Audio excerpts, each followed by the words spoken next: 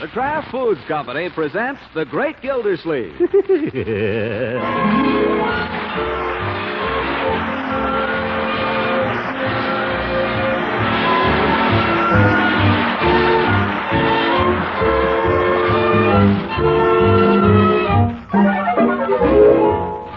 It's The Great Gildersleeve, starring Harold Perry, brought to you by the Kraft Foods Company, makers of a complete line of famous quality food products. Now let's get on to Summerfield in the Gildersleeve house. It's a balmy spring evening, and it seems to be whispering something to Gildersleeve. On the surface, he appears to be toying with his after-dinner coffee, but underneath...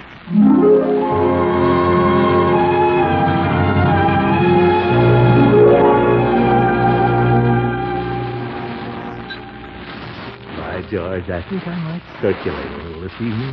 Yes, sir. Time to get back into action. Wonder who I should call up. What'd you say? Huh? Just talking to myself, Marjorie. Thinking of going out this evening. Why don't you call up Mrs. Ransom? Well, there's always Mrs. Ransom. You haven't seen her in quite a while. Week or 10 days. I feel like calling someone else, though. Let's see. Eve Goodwin, maybe. Haven't seen her in months. I might just give her a jingle. Friday night she has teachers' meeting. Oh. Well, who else do I know? Mrs. Ransom. Besides her? I give up. Who do you know? Nobody, I guess. Well, I'll give Leila a break. What the heck? You better call her. Call Leila? No, Leila's always available. That's one good thing about Leila. She's always handy and she's always home. I'll just back the car out and take her to the movies.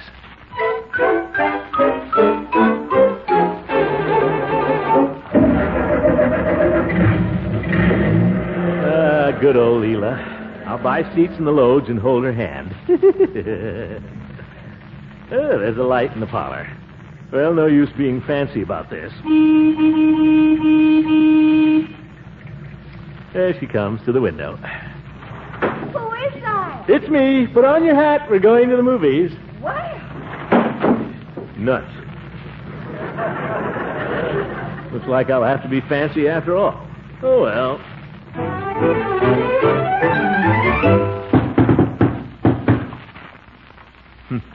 Who does she think she's pushing around? Playing hard to get at her age.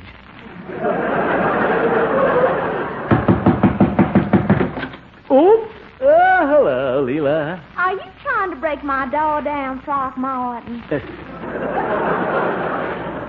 I was only knocking. Come on, let's go to the movies. No, thank you. And for your further information, I am not particularly flattered by the style of your invitation, blowing your horn. Yeah, but Leila, I was just trying to save time. Come on, or we'll miss the newsreel. I'm not going with you, Throckmorton. Don't tell me you got a date. I'm afraid you've been taking me a little too much for granted. Me? I don't know how you could get an idea like that. I've been busy, of course. So have I.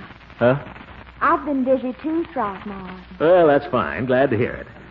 But look, we don't have to be technical, Leila. We understand each other. And if you're not doing anything... I'm not, especially with you. Leila, let's talk this over. Mr. Gildersleeve, a gentleman does not stick his foot in a lady's door. But we're old friends. Just let me come in for a minute. Well, of course it won't mean anything. Gosh, just because I stay away a while and hurt your feelings, that's no My reason... feelings are not the question, Throckmorton. It happens I have a new interest. Sit down, won't you? Thanks. What do you mean, a new interest? His name is Mark Wade. He's a newspaper man. A newspaper man? You don't want to have anything to do with a newspaper man, Leila. He probably drinks. Oh, I'm sure not. He's always been a perfect gentleman. That way, I mean. What do you mean? Well, I mean, in some ways, he's simply outrageous. I've never in my whole life had a man treat me the way he treats me, Throckmorton. You know the first thing he told me? He said I had a funny nose. I don't think you have. Your nose is okay. As a matter of fact, I have a very cute nose. Oh, sure. Your nose is swell. That's not the point. Somehow Mark just says things to me no one else could say, that's all. Sounds fresh to me. Oh, he is. Like the way I met him. I was taking a little news item down to the indicator office. I always talk to Miss Clement, the society editor, and she introduced me to Mr. Wade. We talked on a minute, and then he said, Mrs. Ransom, I'm going to a fire. How'd you like to come along? Can you imagine? A fire's no place to take a girl. Well, of course I declined. But the next night he phoned and asked me to dinner. He said he'd forgotten my nose and he wanted to check it.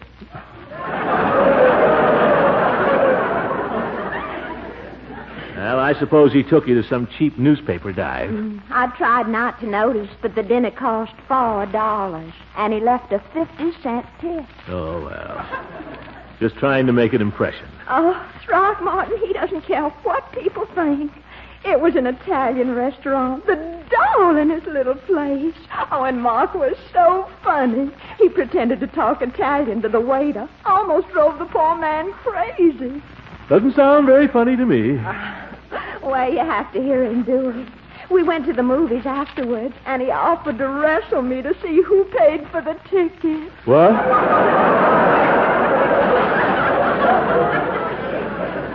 He was only joking, of course. This guy is nothing but a show-off, Leila. Well, naturally, I wouldn't expect you to appreciate him, Throckmorton. He has such imagination. Everything he does is so unexpected. He calls me Stinky. I never realized a Yankee could be charming before. I don't want to hear any more about this fellow, Leila. Can't we go to the movies? Oh, we had more fun last night. I didn't get home until 4 o'clock in the morning. Mark's car broke down. He's so cute. What's cute about having a bum car? I suppose you had to walk home. I should say not. He hired a milk wagon. What? A milk wagon was coming along, and Mark talked to the man into taking us home. Did you ever hear anything so crazy? Leila, if you ask me, you're the one that's crazy. Are you serious about this cheap comedian? He's not a cheap comedian. Down underneath, he's a very fine person. You can't be serious about a newspaper man. Well, I don't know whether I am or not. I decided we shouldn't see each other for a week as a test. Oh, my goodness. It's been 3 days now, but Mark doesn't play fair. He sends me some kind of a present every day to keep his memory green, he says. This morning he sent me a phonograph record. He's crazy about music, with the craziest note. Something about, I hope this tender lyric will convey the passion seething in my soul. But look at the record. Record? Mm-hmm. This it? Yes. Cement mixer.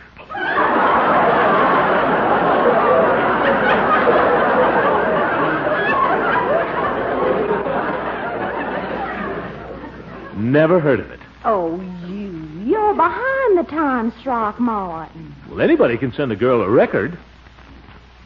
Can this fellow sing? No, at least I haven't heard him. Don't worry. If a fellow like that could sing, you'd know it. Would you like me to sing for you, Leila? I'm not really in the mood, Throckmorton. Oh, come on.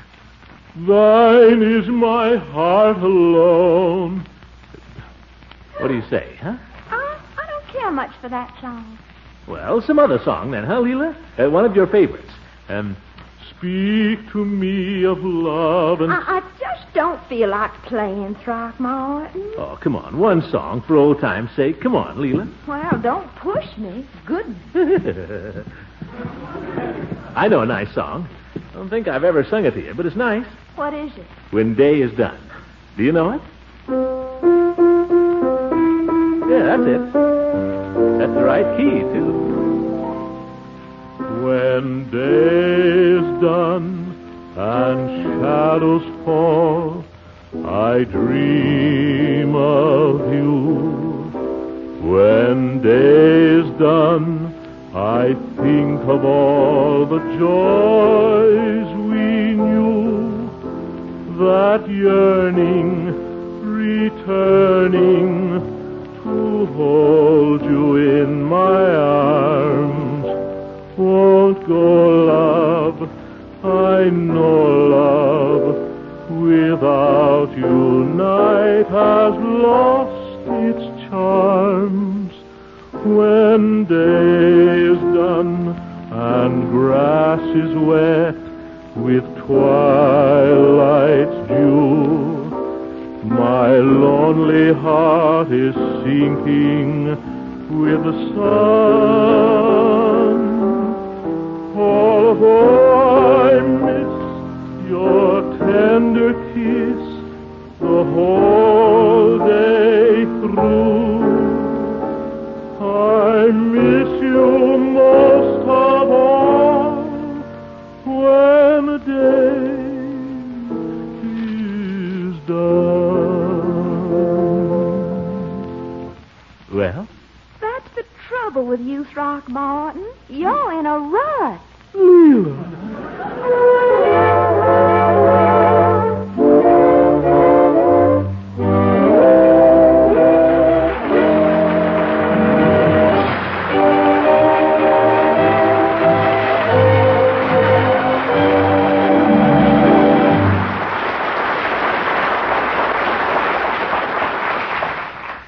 We've all been asked to conserve food so that we can help hungry people in other parts of the world. So homemakers hold on to the leftovers. One of the cleverest ways to serve leftover vegetables or meat or seafood is in a rich golden cheese sauce, made the easy way with Velveeta. This cheese food with the rich yet mild cheddar flavor always melts smooth, adds such goodness and fine food values. As a matter of fact, when you glamorize leftovers with Velveeta sauce, you're adding high-quality, complete protein, precious milk minerals, food energy, riboflavin, and vitamin A. To make that rich-tasting, nutritious cheese sauce, just melt 1/2 pound of Velveeta in the top of your double boiler. Then, gradually stir in 1/4 cup of milk. Like magic, you have satin-smooth cheese sauce, perfectly delicious on vegetables, eggs, fish, leftover ham, chicken, veal, or what have you. Tomorrow, look for Velveeta at your food store. The name on the package tells you that you're getting the smooth-melting cheese food of Kraft quality.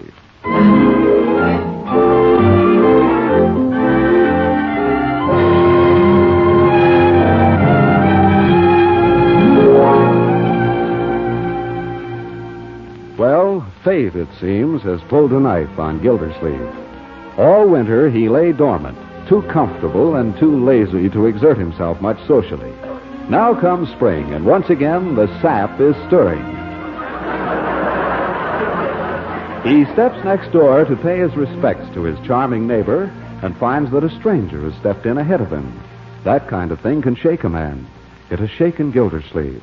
He comes home from his evening with Leila in a daze and wanders disconsolately off to bed, but not to sleep. Instead, he lies there tense and staring in the dark. Nuts. I'll try my stomach. No, I just won't think about her.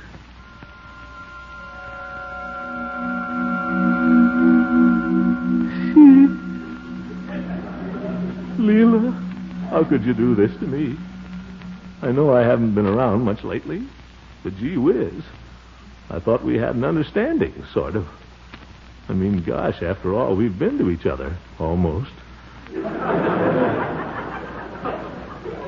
Why, we were even engaged once.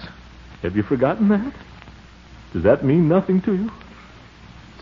Newspaper man. I think I might at least have been notified. Might at least have been given first refusal. Leila, you're not listening to me. You don't care, that's why. You don't care what happens to me. You know what you are? You're hard-hearted. I don't like to say it, Leila, but you are. All you ever think about is yourself. Why don't you think about me for once?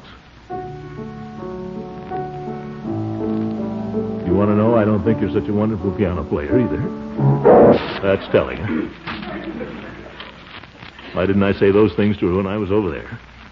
Why I didn't think of them then?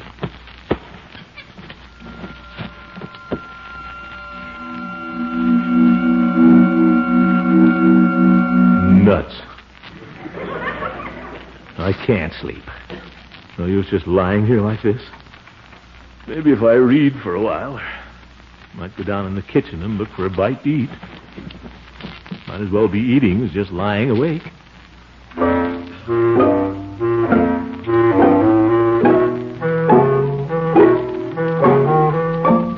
Uncle Mort, is that you?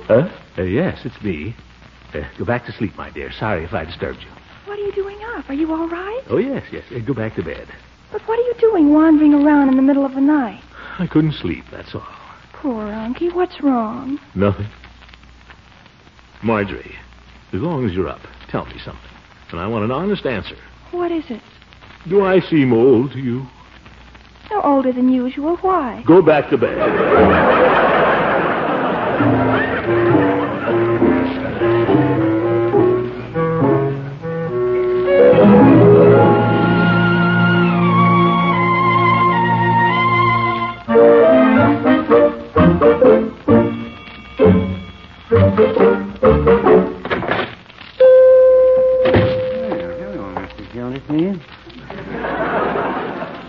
Hello, Peavy. What can I do for you this fine May morning? Lovely day, isn't it? Yeah, I remarked to Mrs. Peavy as I was leaving this morning. Well, what happened, Mr. Gildersleeve? You look a little under the weather. I know. I had a bad night last night. No sleep. Oh, too bad. Something keep you awake? I guess so. Well, that kind of thing can tell on a man pretty quickly. Yes, I know. Under the eyes, particularly. Let's not dwell on it, shall we? Peavy, have you got any kind of a tonic or anything? Mr. Gildersleeve, you come to the right place. That's why I came. Yes, I'm happy to say the tonics are coming through very nicely now. Not in great quantities, you understand, but enough to tone up our regular customers. Yeah. Well, that's good. During the war, you know, we weren't able to get a lot of them. I understand some of the materials were going into the atomic bomb. Oh. Well, I don't want anything like that. Just something to give me a little lift, Peavy. I don't want to go up like a rocket. Mr. Gildersleeve, I suspect you're joking. Yes. Well, let me see. We have all the standard remedies here. Mooney's cyclophosphate, Dodd's vitapepsin, Dr. Fagan's nature compound, Bilbo's beef, iron, and wine, Flood's liver extract, Goodwin's household ammonia. Well, how did that get up there? Wrong shelf. Which one would you say was the best, Peavy? Which is the best? Yes. Well, they're all excellent, Mr. Gildersleeve. It's a matter of taste. Don't be silly. Nobody ever took a tonic for the taste, Peavy. Which is the best? Well, as I say, they're all excellent. How about that one there in the brown tissue paper wrapper? Oh, I've heard that's excellent. Excellent. Huh? What about that nasty-looking green one there? That? Excellent. You know what I think, Peavy? I don't think you have any faith in any of them. Well, no, I wouldn't say that. Well, these are all nationally advertised brands. I'm told they do an excellent job. They do, eh? When properly administered. When properly... Under the guidance of a physician. Oh, I see.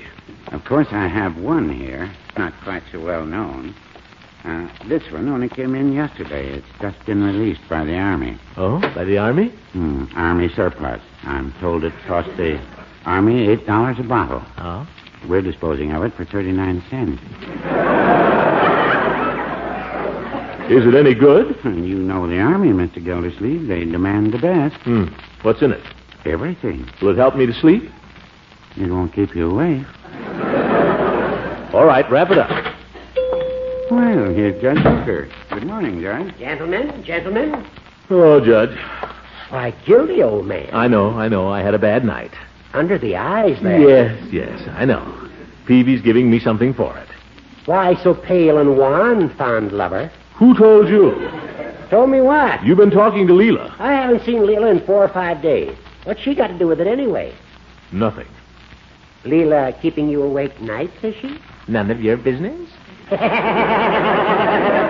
Oh, shut up. I thought you'd sort of lost interest in Leila, Gildy. So did I, confound it. After all, you could have married her there once. I could again if I wanted to. Well, now, I don't know.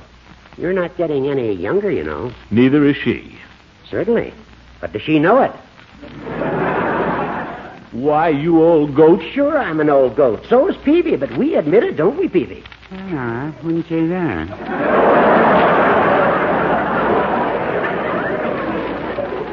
Another day I might admit it, Judge, but this spring weather, I've got a half mind to close up early.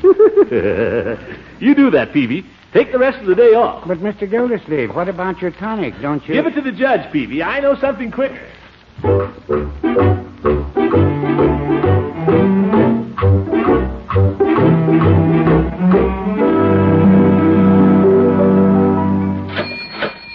All right, Commissioner, you're next. Climb right up in the chair there. Sorry to keep you waiting. That's all right, Floyd. Oh, thanks, Doc. Thanks a lot. See you around. Regards to wife. Take care now. Cheapskate. Only guy in town that hasn't raised his tip since the war started. Well, how's it going, Commissioner? Been doing any... Commissioner, what happened? I had a bad night, Floyd. I'd rather not hear any more about it. But them things under your eyes.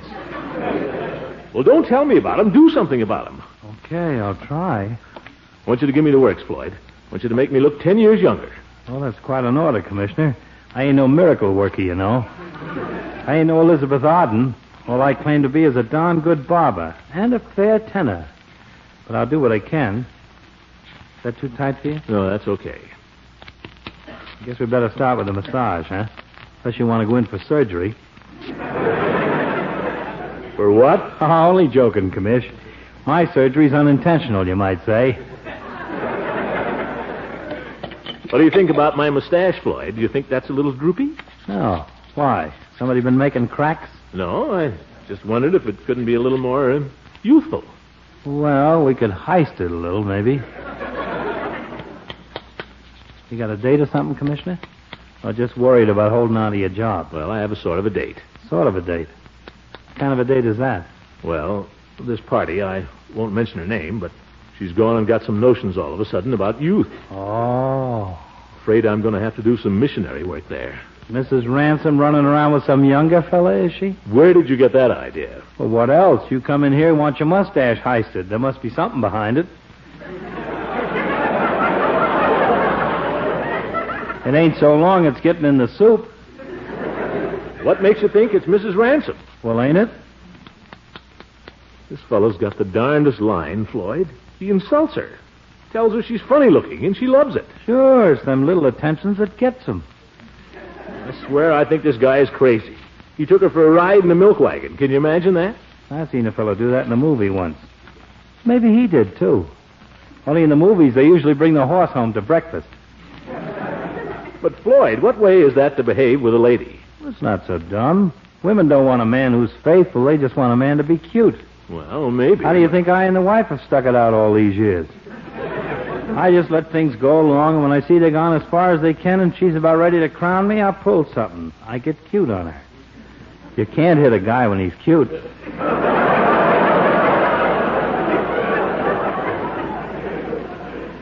I don't know, Floyd. It would just never occur to me to take Mrs. Ransom out in a milk wagon. Oh, you don't want to take her out in a milk wagon anyway. That's been done already. Be original. If you want to make a hit with her, take her out in something worse. What's worse than a milk wagon? I don't know. There must be something. How about a hearse? A hearse? Sure, that'd kill her.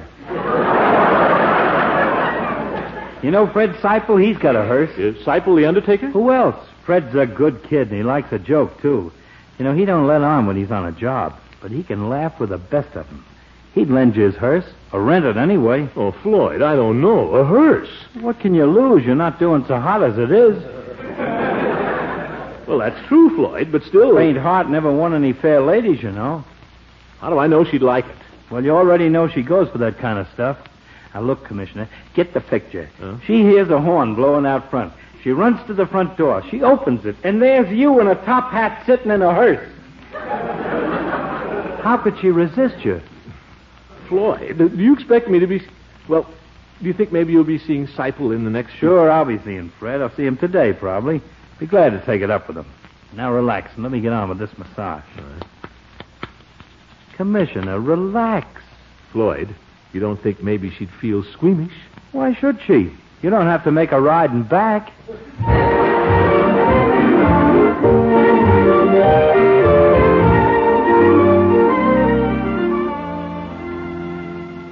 Well, thanks a lot, Mr. Seipel. I'm certainly much obliged. It's a nice little job you got here. I'll be careful with it. You've driven Pierce Arrows before, have you? Oh, yes, yes. That is, they drive just like any other car, don't they? I guess so. Just keep her under 35, that's all.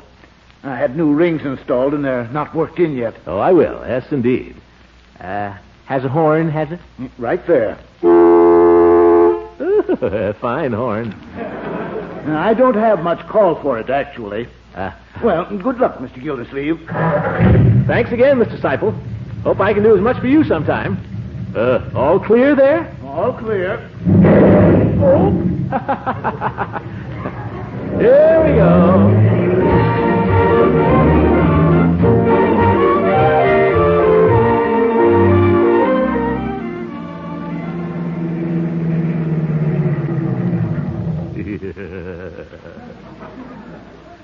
Oh, brother. Just wait till she sees me in this. Will she think I'm crazy?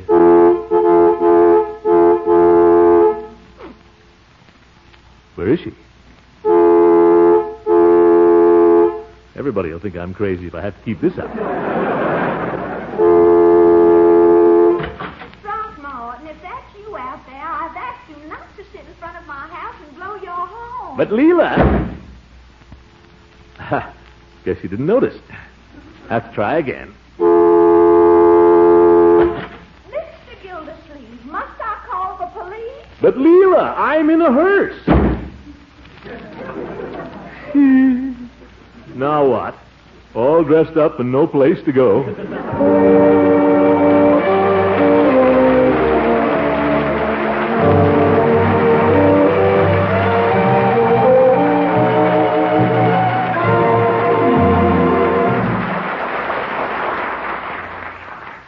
A smart lady I know has reduced all this nutrition business to its simplest terms.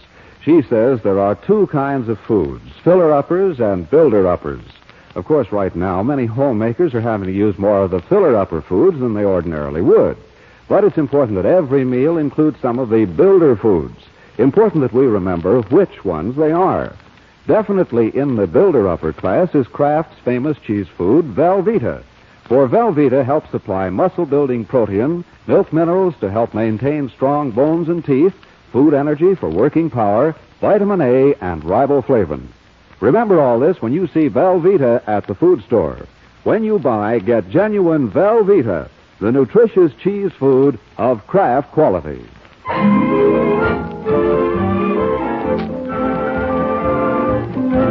The Great Gildersleeve is played by Harold Perry.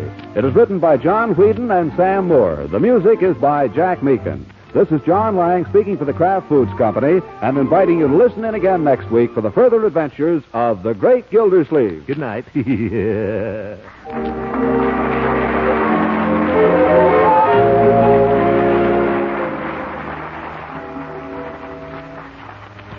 If your family has been passing up fresh green salads, try serving them this appetizing new way. For a surprise touch of flavor, zip up your salad dressing with some tangy golden Kraft salad mustard. Then watch them go for those fresh, nourishing vegetables. And here's another suggestion. In serving hot, cooked vegetables, blend Kraft salad mustard into your favorite cream sauce for a zesty extra touch of flavor.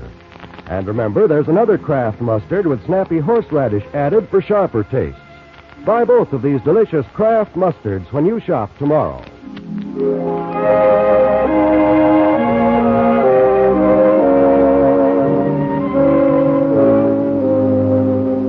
is NBC, the National Broadcasting Company.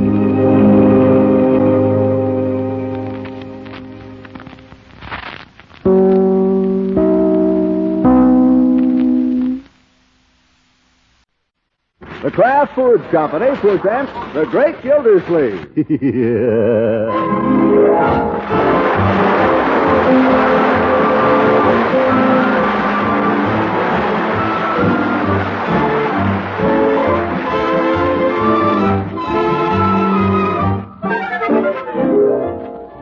It's The Great Gildersleeve, starring Harold Perry, brought to you by the Kraft Foods Company, makers of a complete line of famous quality food products.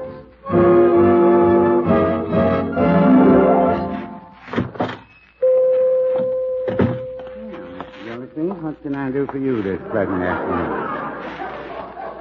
I don't know, Peavy. I'm willing to consider anything. Just stopped in for a little conversation, did you? I suppose I did.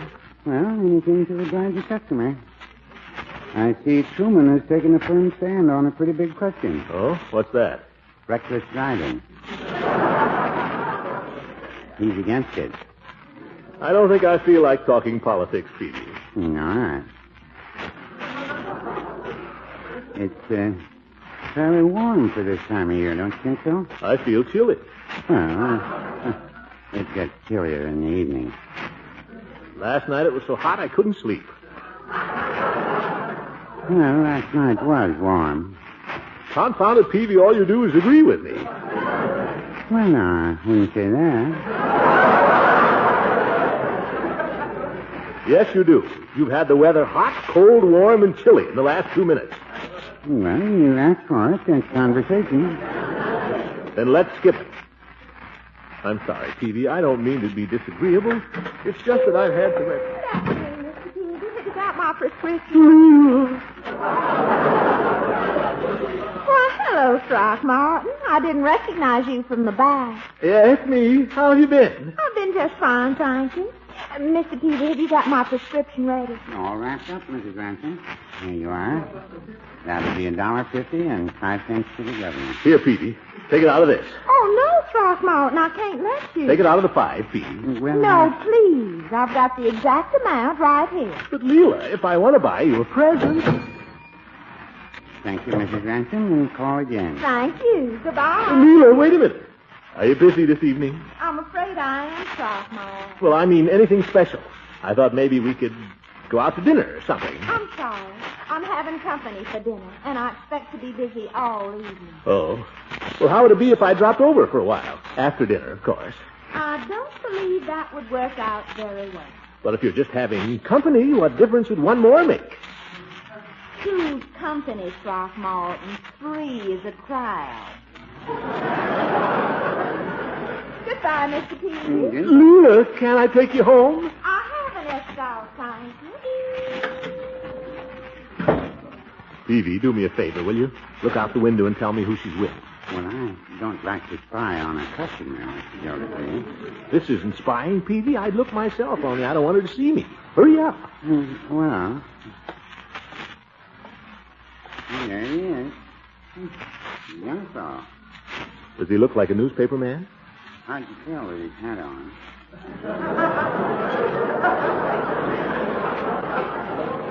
Gee, he must have cracked a joke. She's laughing. Oh, that's him, all right. Oh, my. Peavy, what happened? I don't think I'd better tell you, Mr. Gildersleeve. But he's on pretty easy terms with her. Say no more, Peavy.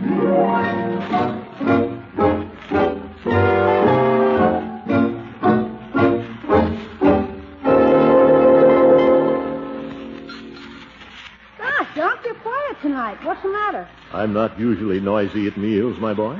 No, but you generally holler at me a few times about something. You never even noticed I had 2 helpings of ice cream. I noticed, but I let it go. Don't ever make the mistake of thinking I don't notice. More coffee, Uncle? No, thank you, Margie. What's the matter? Don't you feel well? I feel all right. Miss Gildersleeve, do you mind if I clear the table now with coffee? I'd like to go downtown for a little while, if it's all right. Go ahead, Bertie. Leroy will help you. Help Bertie get this stuff out of the kitchen, Leroy. Okay. Bertie's a good kid. Bertie's my pal. What's going on downtown, Bertie? A friend is taking me to a dance at the church. Somebody new, Bertie? Oh, no, just one of my old reliables. Good old Bertie. Get away, Bertie. Bertie. I got a tray load. My goodness, Leroy, I'm gassing and you're doing all my work. Oh, think nothing of it, Bertie. Taking my lunchbox tomorrow. Leroy, we don't charge for papers. Who's charging? I do her a favor, she does me a favor. Gangway, coming through. Careful. Watch him, Bertie. He's got too much on that tray. Just put it down by the sink, Leroy. Okay. Oops. Well, only one. I better get out there and clean it up. Miss Margie, could you do me a favor? Sure, Bertie. Oh, well, never mind. I can take care of it tomorrow. I'll do it. What is it? I borrowed a mixing bowl from Miss Ransom yesterday, and I forgot to... I'll take it, Bertie. Where is it? There ain't no hurry, Mr. Gildersleeve. I don't suppose she needs it. Of course she does. At least she might. Don't worry about it, Unky. I'll take it over. I'll take it. And now, where is it, Bertie? My goodness, if I'd known, I don't make all this stuff. No trouble, Bertie. No trouble at all.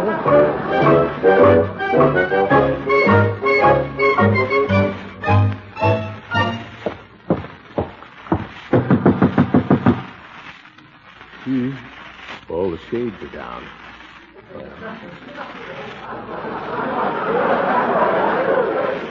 Well, no reason for me to feel like a criminal.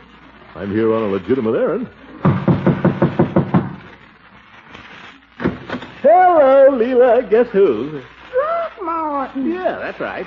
Bertie asked me to return this mixing bowl she borrowed yesterday. Oh, well, you shouldn't have bothered, really. No bother. Glad to do it. Well, I'll take it, and thank you. You better let me take it right out of the kitchen, then you won't drop it. Well, pardon me. I'll just put it in... Oh, company.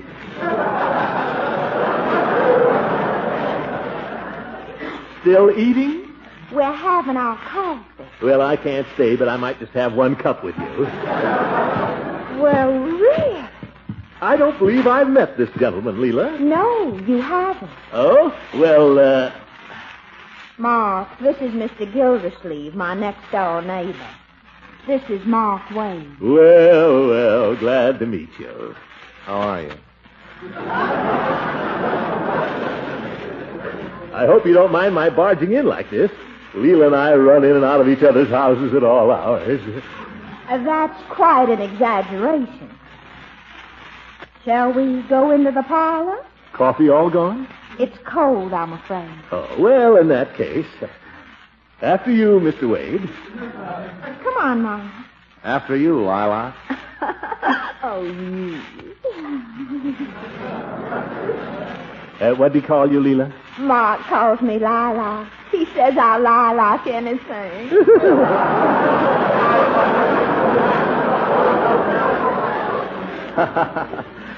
Pretty good. Can you make a joke out of my name, Mr. Wade? I didn't catch your name. Throckmorton P. Gildersleeve. Let's go into the parlor. Well, shall we sit down? Oh, sure. You want to sit on my lap, sugar, or would you rather sit on Mr. Gildersleeve? Mark, you're terrible. I'm going to sit right here, and you boys can sit together on the sofa.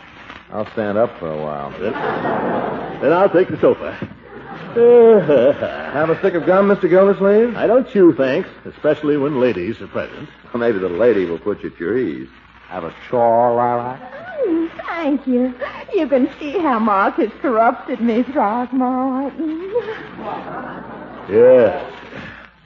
I understand you're a newspaper man, Mr. Wade. That's right. A scribe, a news hound, a gentleman of the press. Rip out the front page. The lady shot her husband. Put it back. It's only a flesh wound. Didn't I tell you he was a scream, Throckmorton? Scream is right. Why don't you tell us some fascinating stories about your newspaper adventures, Mr. Wade? I'm saving all that stuff for my memoirs. Through darkest journalism with gum and camera. Oh, Mark, how awful. What'd he say? Oh, never mind.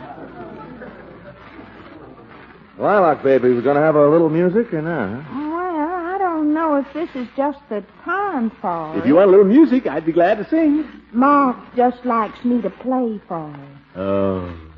Play for me, Lilac, if your friend doesn't mind. Go ahead. Play our song, sugar. You want me to? Go ahead. Our song. Just picture a penthouse way up in the sky. Da da da da da da da da da. Da da da da da da da da da da. When we're alone. Da da da da da da da da da. Da da da da da da da da. Da da da da da da da da da da da. When we're alone. Pretty song, isn't it, the Gildersleeve? I've heard it sung better. Oh, yeah?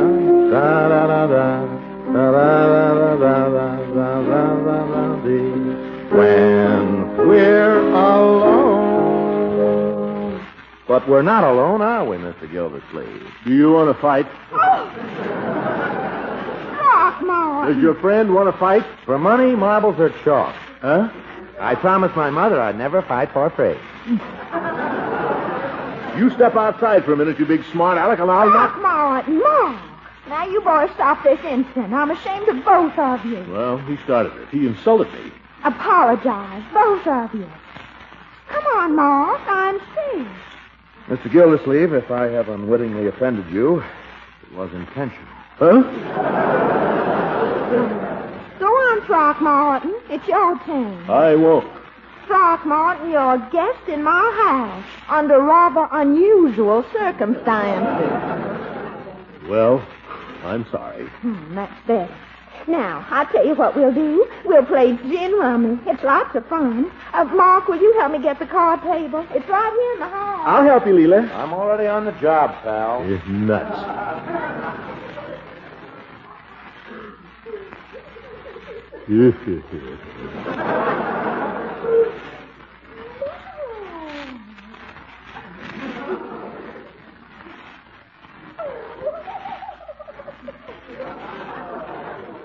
Wonder what they're doing now. By George, I'll go and see. Listen, Chuck. Let me shake this. Oh? Oh, so it's that way, is it?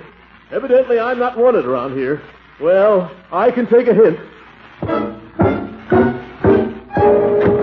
Good night, you silly people.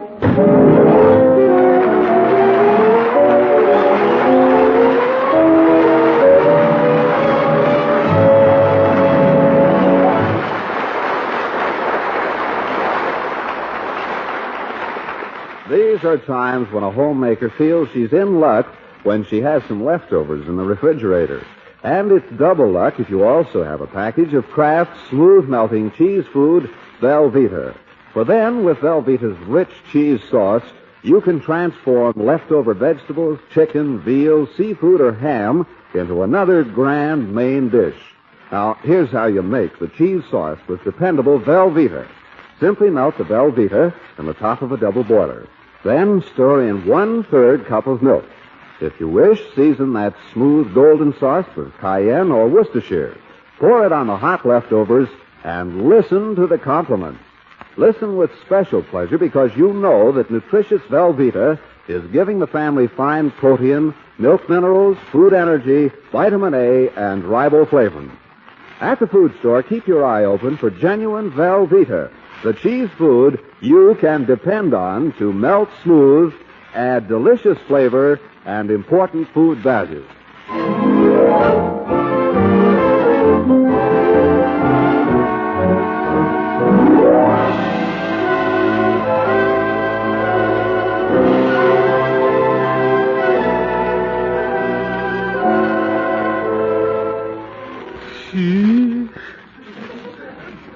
Wonder what Leila's doing over there now.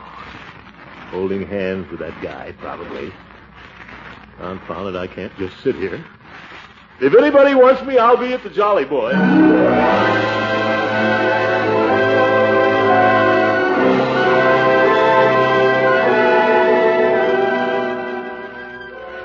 Poor Gildersleeve. Poor, unhappy Gildersleeve. Outwitted and outclassed, spurned by the one he loves, he can only imagine what goes on next door. But you and I, through the magic of radio, we can eavesdrop a little. And to tell the truth, Gildersleeve is not far wrong.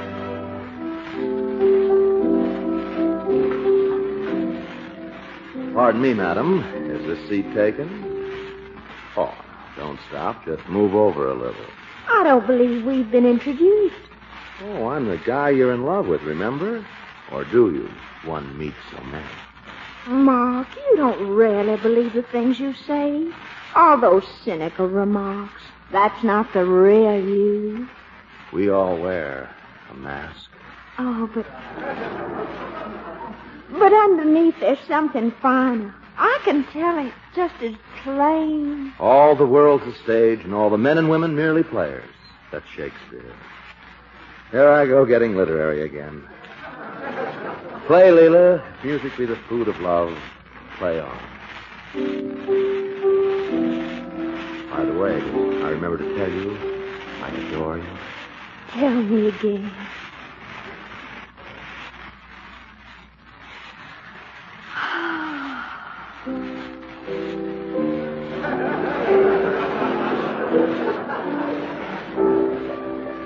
Someday I'll write a novel. You'll be in it. Will I? I'll sell it to the movies for $1 million. Oh, you will. I know you will. I have great faith in your writing, Mark. You must have faith in it, too. And with $1 million, let me see. Do you like hot dogs? Oh, love them. I'll buy $1 million worth of hot dogs. Silly.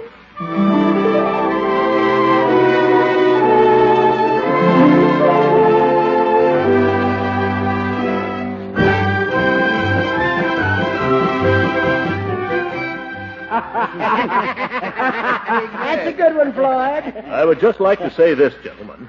If a member can't come down here and spend an evening at this club without having remarks made about him... Oh, now, Commissioner, don't be a sore head. Floyd intended no harm, Gildy, and no disrespect to either you or Leila. Just a little joke. Yeah, just wasn't it, Floyd? Just a little joke. Yeah. Sure it was. What's the matter? Can't you take a little joke? Floyd made a remark. Remark my eye.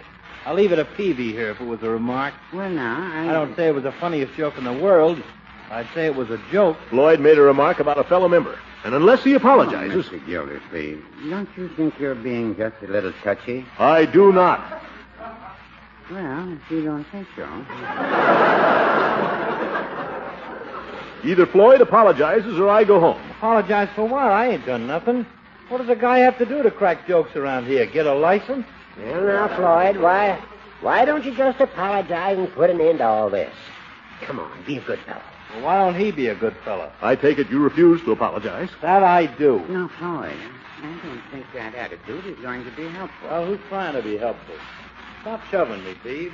I'm not shoving you, Floyd. I'm just trying to reason with you. Well, reason with him. Anyone else going home? Judge? Well, it is getting a little late. I think I'll be running along too, boys. Good night, Peavy. Good night, Floyd. Good night, Judge. Good night. Good night, Peavy. No, good night, Mr. Gildersleeve. Hope you feel better. Come along then, Judge. Good night, sore head. You know, Gildy, I think you went a little far there tonight. I don't care to discuss it. Well, you did.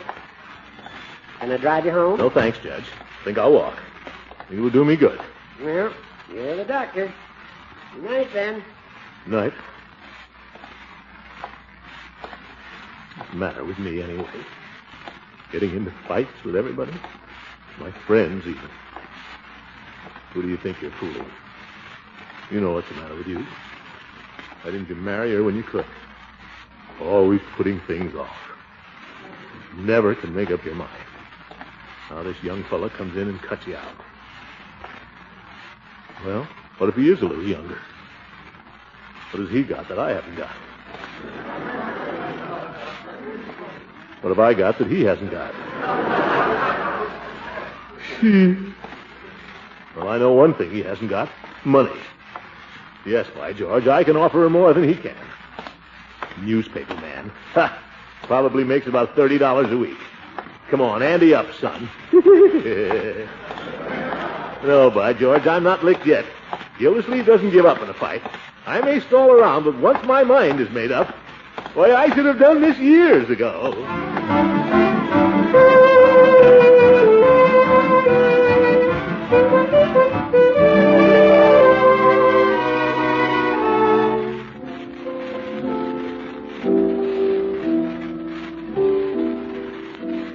what you are? You're a portrait by Titian. Me? You're the sunset on the Grand Canal in Venice. You're just saying that to be nice. You're the laughter of little children rolling their hoops in Bois de Boulogne. You're the sound of French taxicabs honking their horns in Paris.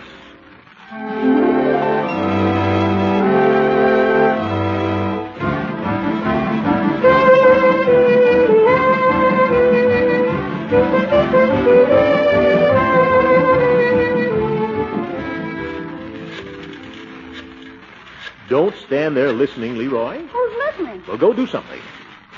Hello, Bessie? This is Mr. Gildersleeve, Bessie. Excuse me. Leroy, go away.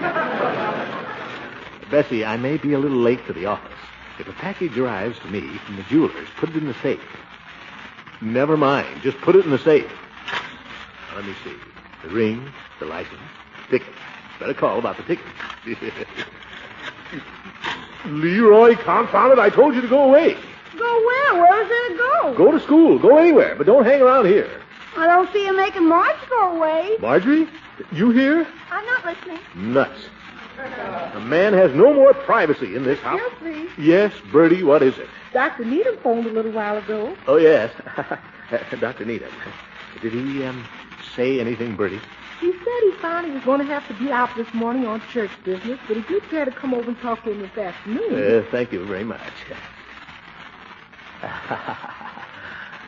Well, what are you all standing around staring at me for? Nothing. Come here, my boy. You too, my dear. Sit down, boy. Don't go, Bertie. This concerns you, too. Yes, sir? Marjorie? Leroy? I wouldn't be surprised if your old uncle had some news for you shortly. Yes, sir? I may have some news. So don't be surprised if you hear some news. Well, aren't you going to say anything? What kind of news, Uncle Morris? Ah, that's a secret. Oh, brother, here we go again.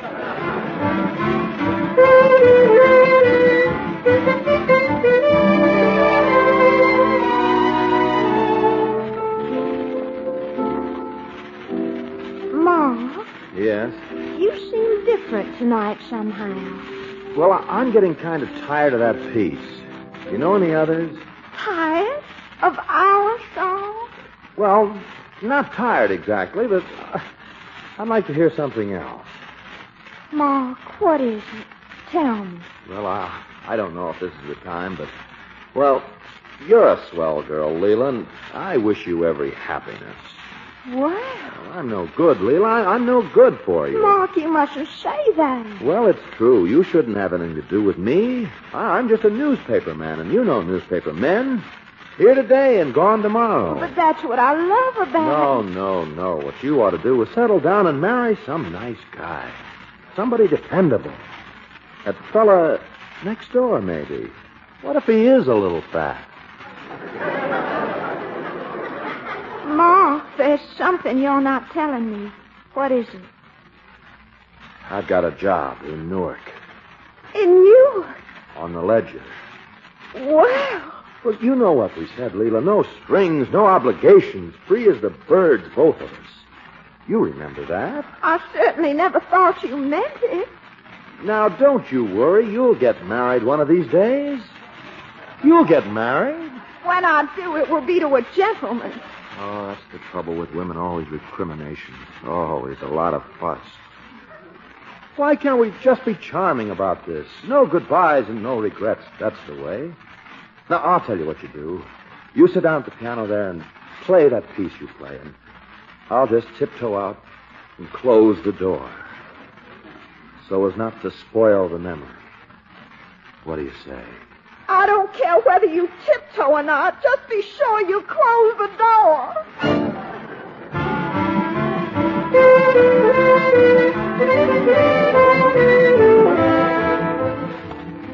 I don't care if he's sitting right there. I'll walk in there and I'll put it to her straight. I'll say to her, Leila, I'm going to ask you to give me just 5 minutes of your time. I've got something I want to ask you. Will you marry me? Not next month or next week, but right now. I've got the ring, I've got the license, and I've got Dr. Needham where I can lay my hands on him. That's my proposition. Take it or leave it. If that smart Alex says anything, I'll tell him to shut up. I will, too. It's him or me.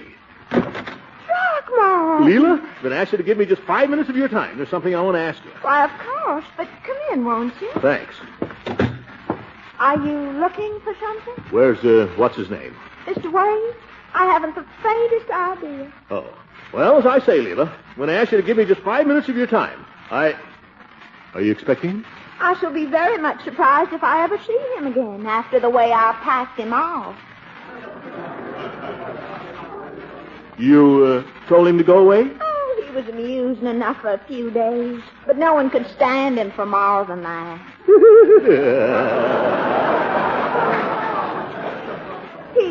He had none of your good qualities. That's right. Good gracious, here I am running on and you standing there. Sit down, won't you? Make yourself comfortable. Don't care if I do.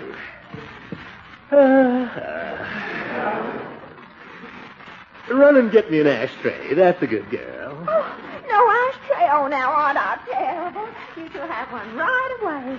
There. Now a match.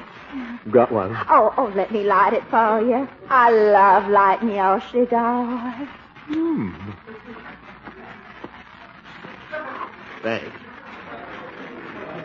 Mind if I put my feet up on this stool? Oh, no, do.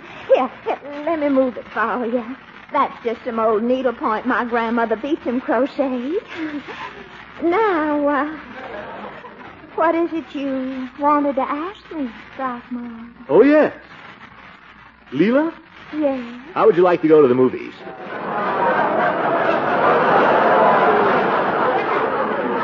I'd love it. Well, if you're a good girl, just as soon as I finish this cigar. I'll run up and get my things on now so I won't have to keep you waiting. Must I wear my pretty new spring hat? Absolutely. I always like to look pretty when I go anywhere with you. That's the stuff. Good old Leila. Well, no use rushing into anything.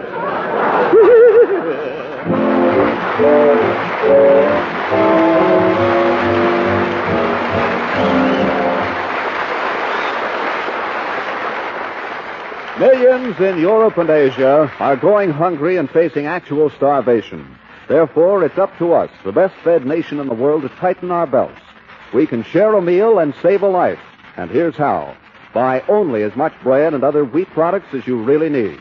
Use rice, fats, and oils sparingly. Don't waste any food. Turn in your used fats and oils at the food store promptly. Plant a garden and raise as much of your family's food as you can. You are saving food for those who desperately need it when you buy less, especially when you use up those leftovers. Listen, don't eat so much.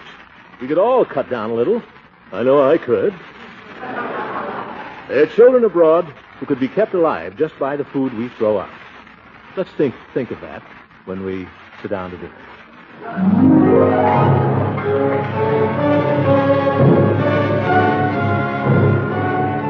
The Great Gildersleeve is played by Harold Perry. It is written by John Whedon and Sam Moore. The music is by Jack Meekin.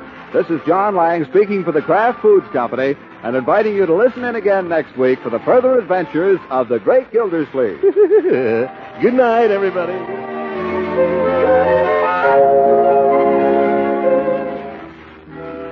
More and more America's good cooks are using Kraft prepared mustards to add lively flavor interest to food. Have you tried blending the tangy flavor of Kraft salad mustard into omelet, Welsh rabbits, chopped pickle relish, and a golden cream sauce for hot-cooked vegetables? They're all extra delicious, flavored with Kraft salad mustard. Your dealer also is featuring another popular variety, the Kraft mustard with nifty horseradish added. Buy both kinds.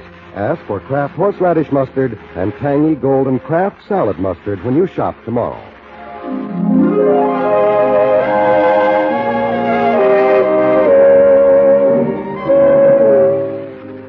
NBC, the National Broadcasting Company.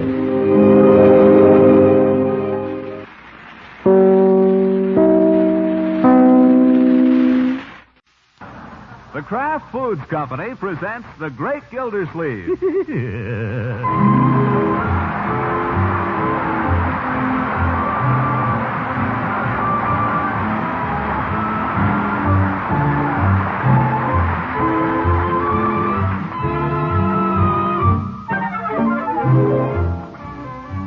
The Great Gildersleeve, starring Harold Perry.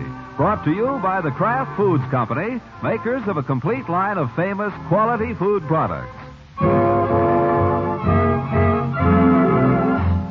It's a fact long recognized in the Gildersleeve household that if you want to catch the old boy in a pleasant mood, catch him when he's sitting down to dinner. And right there is where we catch him this evening. He has just tucked his napkin into his vest, beamed upon his little family, and cracked a medium-sized joke. From Marjorie, all he gets is... Oh, Unky. But from Leroy... Hey, that's pretty good. Did you hear that, Marge? Where do you get all those jokes, Unc? It's not as funny as all that. I thought it was funny. Crackers, please, Marjorie. Oh, say, Unc, before I forget it... Well, never mind. I'll wait until you finish your soup. What is it, my boy? No, go ahead. I don't want to interrupt you. I am perfectly capable of eating and listening at the same time, Leroy. It's an old trick handed down to me by my father. Well, I got a note from the principal today. Miss Goodwin? Yeah, she wonders if she could have a talk with you. She does, eh? What does Miss Goodwin wish to talk to me about, Leroy? Me. I knew it. Where is this note? What's in it? Why are you keeping it from me? I'm not keeping it from you, Unc. I've got it right here somewhere. That's funny. I did have it. Gosh. Leroy. The other pocket, Leroy. Oh, yeah. Thanks, Marge. There it is, Unc. Note. Yes.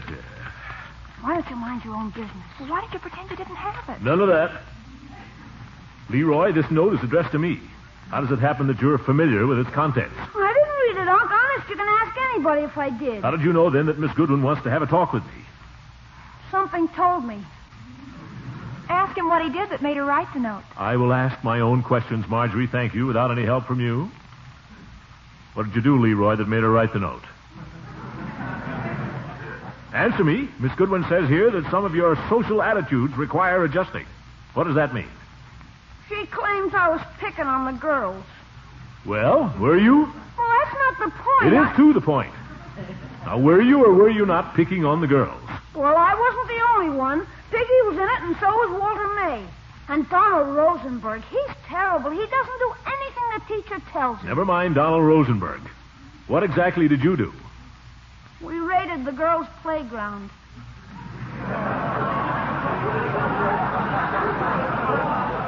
And he broke up their games. Go on, tell him. He thought it was very funny when he told me about it. I'll handle this, Marjorie. Why did you do this, Leroy? I don't know. You must have had some reason. Why did you do it? Why? Because girls stink. That's a fine thing to say. It just happens, young man, that your sister is a girl. Now, you apologize to her this very instant. Go ahead. Apologize. I'm sorry. Trouble with you is you spend all your time with boys. You haven't learned yet how to behave in the presence of a lady. It's high time you did. Have you answered that invitation yet? What's that? Oh, why doesn't she mind her own business? Leroy, apologize to your sister. I just did. Apologize again. Oh, for corn's sake. I apologize. Now, what's this about an invitation, Leroy? He got it a week ago, and he hasn't had the decency to answer it yet. I think he might at least tell a girl yes or no. Well, I haven't made up my mind. That's no way to do. What kind of a party is this, Leroy? Birthday party. Birthday party? Why, that sounds like fun. You go to it then. Now, who's giving the party, my boy? Ethel Hammerschlag. Why, Ethel's a nice little girl. I walked home with her father just the other night, Harry Hammerschlag. A very pleasant fellow. I think you ought to go. I don't want to. Why not, for goodness sake? Piggy says they're going to have dancing. Duh. That's nothing to be scared of. Why, Marjorie and I will teach you how to dance, won't we, Marjorie? Will we? Huh? Dance with her? Why, before I'd... Okay, I apologize. Whether you go to this party or not is entirely up to you, Leroy. But I will tell you this. If you don't go, you'll spend the time right here at home. You don't go off the property, understand? And what's more, you'll mow the entire lawn front and back. All right, I'll mow the going. No, you won't. You'll go to the party.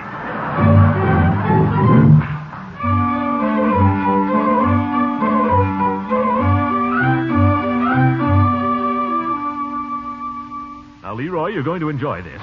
Anyone who enjoys outdoor sports as much as you do will enjoy a healthful exercise like dancing. Well, you will.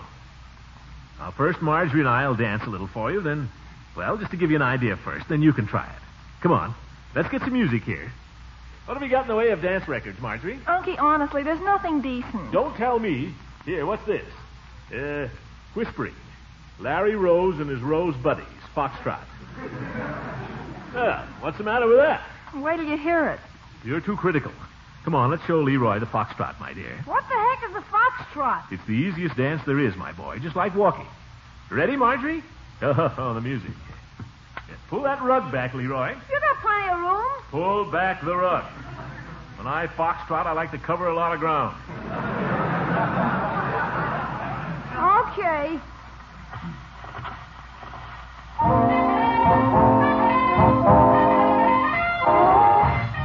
Fine music.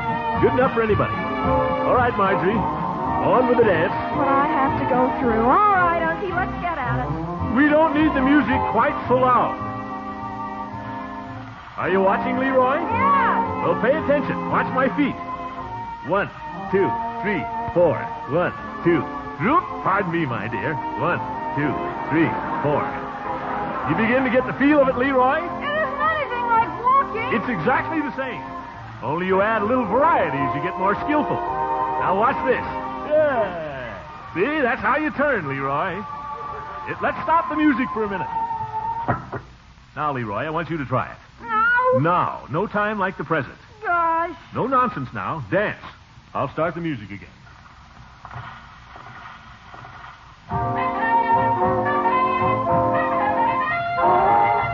Put your arm around her waist. It's around it. A gorilla couldn't get his arm around her waist from where you're standing. Now move in closer. But I don't like it. You don't like what? This is your own sister. Oh, I don't mind with her, but suppose it's somebody I don't know.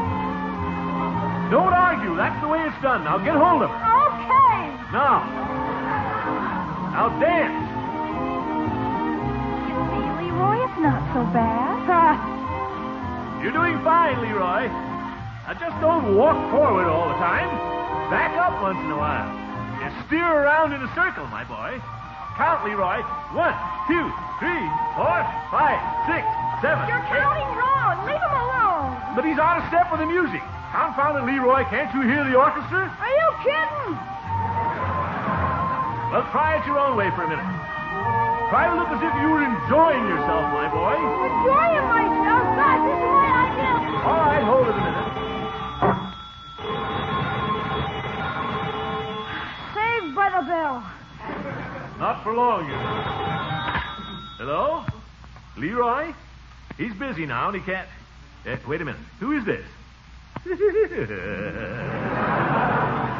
I'll call Leroy right away.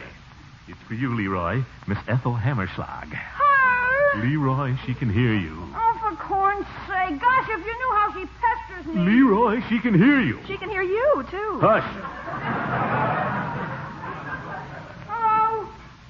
Oh, hello, Ethel. What? Your mother's sick? The party's called off? Gee, Ethel, that's too bad. Lucky Leroy. That sure is too bad, Ethel. I was counting on your birthday party. The little hypocrite. By George, I can't let him get away with this. Leroy, give me that telephone. Just a minute, Ethel. What's the matter, Unc? Just give me that telephone. Hello, Ethel. This is Mr. Gildersleeve. I'm sorry to hear about your mother. May I speak to your father for a moment? Thank you. It's tough about the party, isn't it, Unc? Ha! Hello, Harry. Gildersleeve. Say, it's a darn shame about Mrs. Hammerschlag. Touch of flu? Glad it's not serious. Just the same, it's too bad Ethel has to miss her birthday party.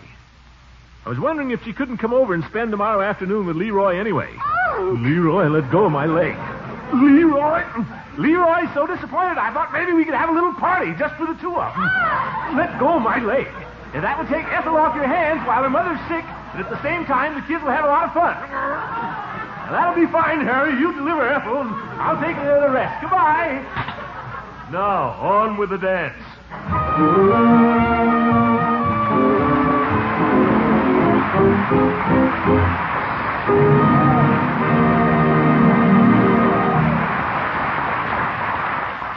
The great Gildersleeve will be back in just a minute. You haven't heard me recently on the subject of parquet margarine. And it's about time you got back to my favorite spread for bread, Mr. Lang. I'd like to know why parquet is so hard to find in the food stores. Well, that's just what I was about to explain. You see, there is a terrific shortage of all spreads for bread. And there's an especially big demand for delicious, flavor-fresh parquet margarine. So, despite the fact that Kraft is making all the parquet margarine possible under present conditions, there simply isn't enough to go around. And is this shortage likely to continue, Mr. Lang? It looks that way now. That's why, for the present, you may not be able to buy all the parquet margarine you'd like. Kraft will continue to see that each food dealer gets his fair share of all the parquet that's produced. And your dealer will see that you get your fair share, too, of this nourishing spread that tastes so good on bread, hot toast, rolls, and waffles. So be sure to keep asking for Parkay, Parquet Margarine, the quality spread for bread made by the Kraft Foods Company.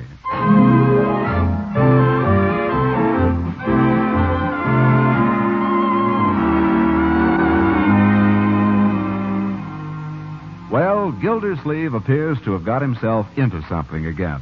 He intended just to invite the daughter of his friend, Harry Hammerschlag, over to spend the afternoon with Leroy. But he winds up at the last minute trying to make a party out of it. There you are, Mr. Gildersleeve. 1 quart of vanilla. Like me to put a wooden spoon in with it? Oh, I'm not eating it myself, Peavy. Leroy's giving a little birthday party this afternoon.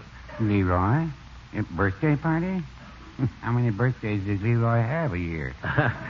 This isn't Leroy's birthday. He's giving the party for Ethel Hammerschlag. And it isn't a party exactly, just Leroy and Ethel. But I thought I'd try to doll it up a little bit and give them a good time. Say, you haven't got any favors or anything like that, have you? You know, it's remarkable you should ask. Huh? Man came in here just last week, a salesman. And I said to him, well, I'm a sucker, but put me down for a dozen just the same. A dozen what? The snappers, you know, the crepe paper snapper with the motto and the funny hat and the thing you pull that goes bang. Just the thing. Let's see him. Well, if you'll just step over into this department. Yes, the essentials are beginning to trickle through now, one by one. Army's releasing things. These are the first snappers I've seen since the war. You're not going to tell me these are Army surplus. No. No, I believe these represent reconversion. You see, they're the standard pink with the customary ruffle at each end, only they have the added feature of the little Santa Claus sticker on there. That accounts for the slight increase in price. Increase? They're 20 apiece. Used to be 10. Will you sell them for 10 without the Santa Claus? Sorry, Mr. Gildersleeve. But I don't want the Santa Claus. It isn't even the season for Santa Claus. I'm sorry, Mr. Gildersleeve, but that's reconversion. Well, I only need 2. I guess 40 cents won't break me. You say they got something inside? Yeah, paper hats, yeah, and mottos. Mottos? Yeah, clever sayings and so on. Are they suitable for children? I imagine so. You imagine so? Don't you know? Well, I haven't actually... I don't want Ethel Hammerschlag going home with something that'll make her mother refuse to speak to me. Well, I wouldn't be too concerned. You're not going to sell me a pig and a poke, Peavy. If you don't know what's inside, we'll open one up. Well, Mr. Gildersleeve, everyone who buys a snapper buys a pig and a poke. That's the only fun there is, seeing what's inside. Open one up. I'll pay for it. Here, grab a hold of the other end of this. Now pull on it. Pull, Peavy. Peavy, pull, will you? Mr. Gildersleeve, when these things go off, they make me so darn nervous. Oh. Here, give it to me.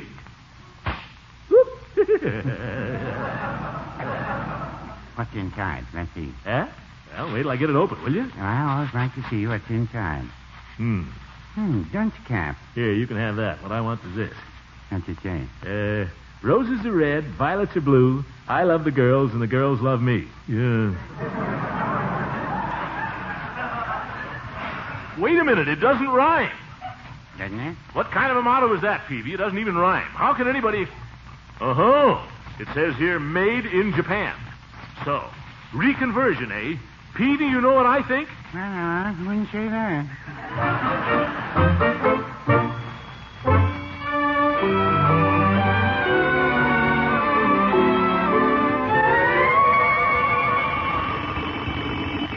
Doorbell, Leroy, that must be her. You go, Bertie. Now, Leroy, that ain't no way. This is your party, and you ought to go and greet your guests. I know your uncle would want you to if he was here. Leroy, there goes her daddy driving away. You just can't leave her standing out there. Go ahead now, Leroy. Oh, for corn's sake. Girls. I suppose she'll want to play house. Hi. Hi. Well, come on in. I've got a new dress. New for my birthday. That's nothing. I've got a real army compass. Come on in if you're coming. Is this where you live? Sure, what do you think? It's nice. Sure, it's okay. Well, what do you want to do? Anything you want to do. I'm not going to play house. Who wants to play house? Okay. I saw you cleaning the blackboards yesterday for Miss Frey. She made me. I don't like her very much. Do you? Nah. Here's old Lady Sprague. Leroy, I shall be forced to detain you after school. Now, off to be, children, all together. How doth the little busy bee improve each shining hour? You're funny. Oh, that's nothing. Did you ever see old Lady Hubble? Here's old Lady Hubble walking down the hall. That's old Lady Hubble. Oh, be somebody else. You want to see me be Uncle Mort? Yes. Leroy! Whoop! Hi, Unc. Well, hello, Ethel. Glad you could come over. Happy birthday. Leroy, have you wished Ethel a happy birthday? What are you two giggling about? Leroy. Leroy? Yep. Leroy, I want you to play nicely with Ethel. You hear? Well, Ethel, how's your father? I had the pleasure of walking home with him the other night. Sorry to hear about your mother being ill. Feeling a little better, is she? That's good. Now, Leroy, why don't you show Ethel your books? You want to see my books? If you do. I've seen them.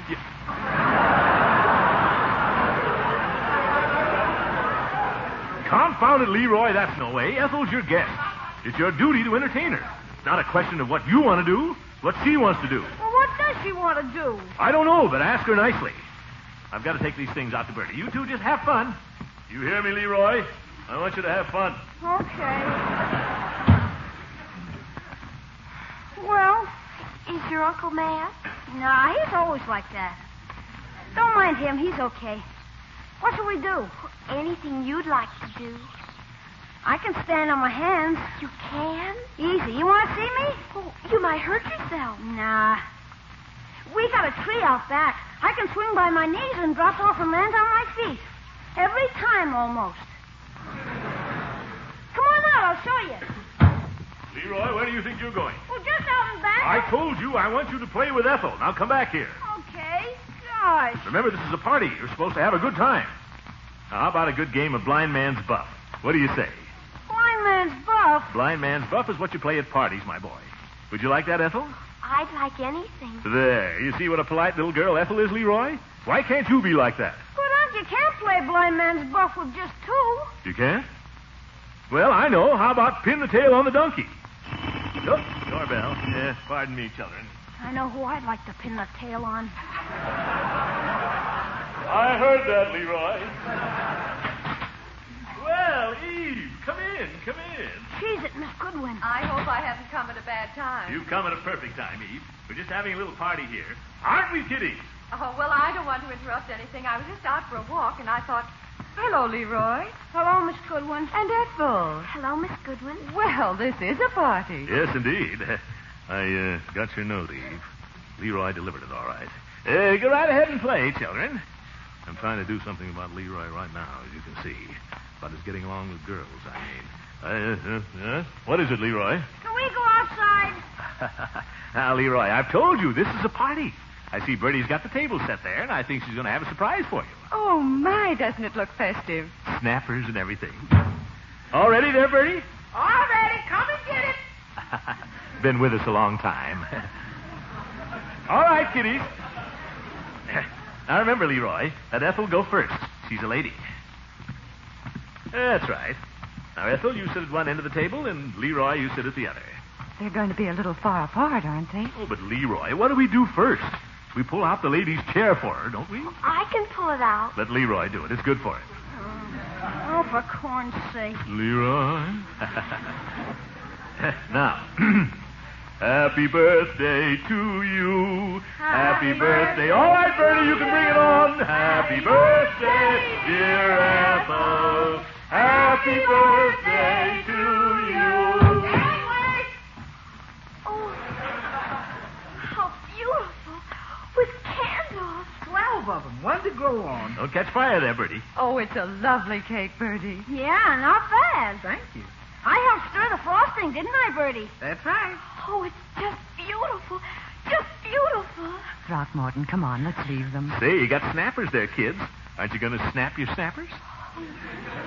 Later. I just want to look at it for a while. Throckmorton. You have to blow out the candles. Blow out the candles and make a wish. Let's stay and watch this eve. But do we have to blow them out right now? Well, you're supposed to blow them out for luck. If you blow them all out, you get your wish. You want me to blow them out for you, Ethel? Now, you stay out of this. Ethel gets to blow out her own candles. Throckmorton, let them do it their own way. I'd like Leroy to blow them out for me. Leroy's a good blower. Okay. Oh, but not just yet. I just want to look a little longer. I think you've looked at them long enough, Ethel. How about those snappers there? Aren't you going to... Throckmorton, Yeah? the principal would like to see you, please, in her office. Huh? Oh. Let's go into my study then, shall we? Have fun, kids. Just don't burn down the house, that's all.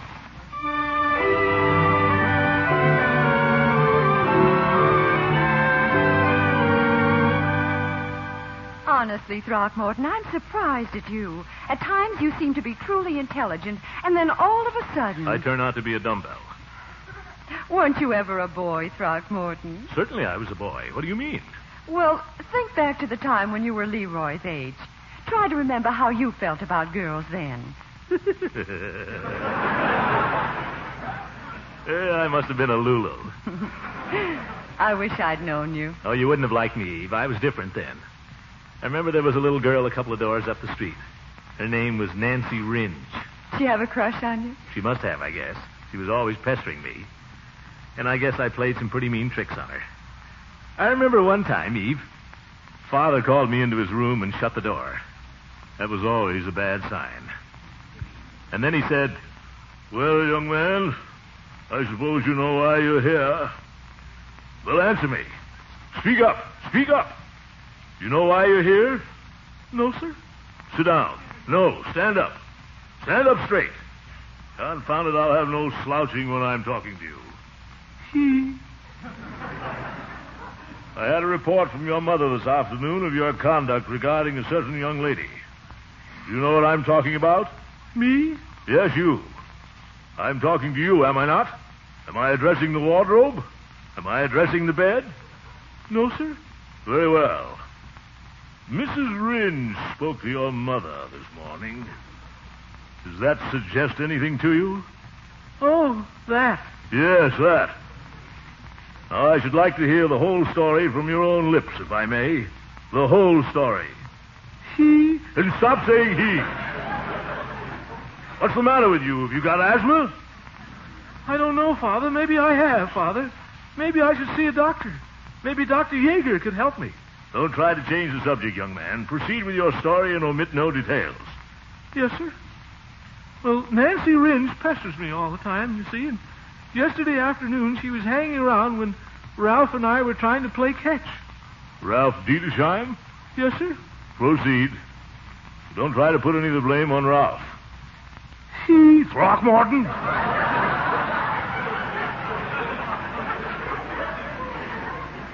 I'm sorry, Father. It's my asthma. Anyhow, she kept hanging around, and we weren't paying any attention to her, and then she started interfering with our game. In what way? She was trying to butt in on that game of catch. She was trying to make us quit playing. So, well, I chased her away, that's all. That's all there is to it. My son, I'm not to be fobbed off with a long, inconsequential story about a game of ball. How did you chase the little girl away? I dumped a bucket of mud on her, but it wasn't full. Young man, I'm astonished and appalled at your conduct. Toward a girl. I can't believe it. Your mother and I have tried faithfully to teach you that a man's highest obligation is to defend and protect the members of the opposite sex. You will receive punishment A, Throckmorton. Punishment A? Father, please, I won't do it again. Punishment A. Remove your trousers, Throckmorton. And there'll be 2 extra for your asthma. He really gave it to me, too, Eve. Poor little Throckmorton. How old were you when all that happened? I don't know. About Leroy's age, I guess. Yes, sir, at that stage, girls were just a big pain in the neck to me. You've gotten over it pretty well, haven't you? Yeah. What do you think? Oh, I think you're cured all right. Do you remember when it was you first began to feel differently? About 2 years later. Well, then we certainly can't worry about Leroy. You have to let nature take its course, Throckmorton. Yeah, guess you're right. At his age, all we can hope for is civility. We can't expect him to really like girls. Poor kid. Maybe I've been a little hard on him. Well, Ethel's had her birthday. I guess I could take her home now and let Leroy have a little fun. Come on, Eve. Want to go along just for the ride? What the dickens? I thought Marjorie went to the movies. Come on, Eve. Let's get... Well, Eve, do you see what I see? What? Ethel is giving Leroy a dancing lesson. Yes. But look at him. He likes it. Close the door, Throckmorton. Well, what do you know? Little Leroy. That boy will be a Gildersleeve yet.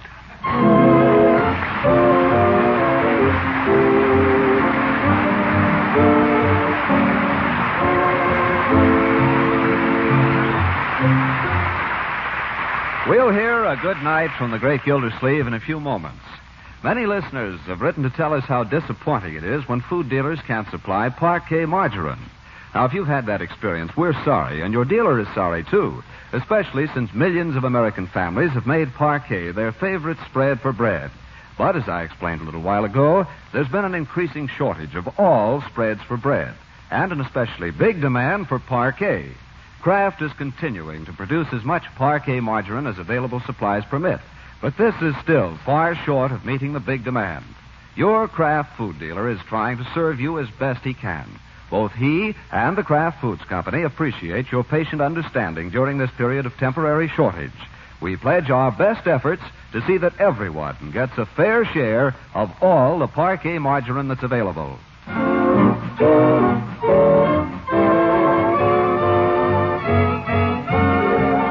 And now, the great Gildersleeve. Good night, folks.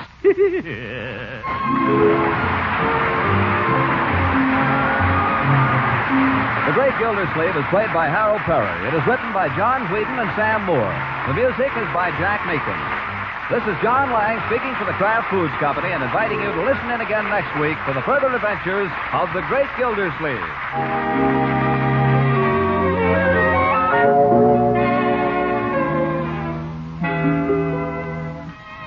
And now here's a favorite food you can serve in 100 or more tempting ways.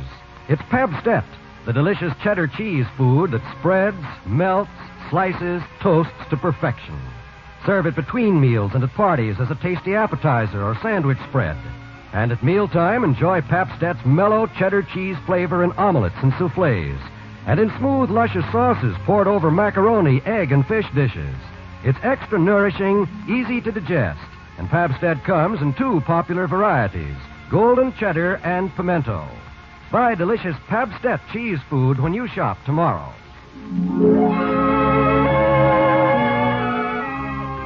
This is NBC, the National Broadcasting Company.